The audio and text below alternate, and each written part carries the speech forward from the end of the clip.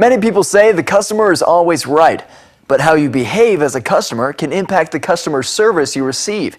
On today's Angie's report, how to be a better customer. Over the years, the one thing I know for sure is that companies aren't mind readers. The key to a great company-consumer relationship is communication, and that requires great communication from the consumer's side. Be sure to tell them exactly what you're looking for, what you like, what you don't like. Be considerate, but be great communicators. The best customers kind of think ahead.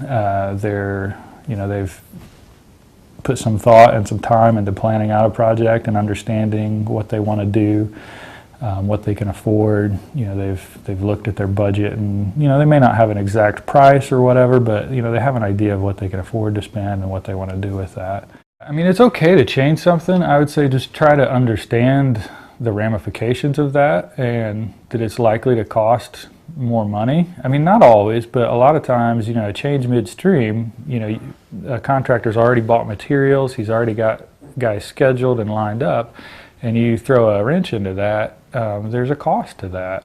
I'd say the best trait of our favorable customers are the ones that completely trust in the vision and the guidance and the design.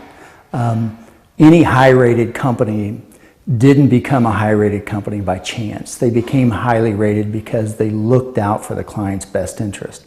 I think that once a client has had a bad experience, if you go back through all the statistics, it was typically the lowest bidder, it was typically the unrated company, and then the experience happens and they sit back and wonder why.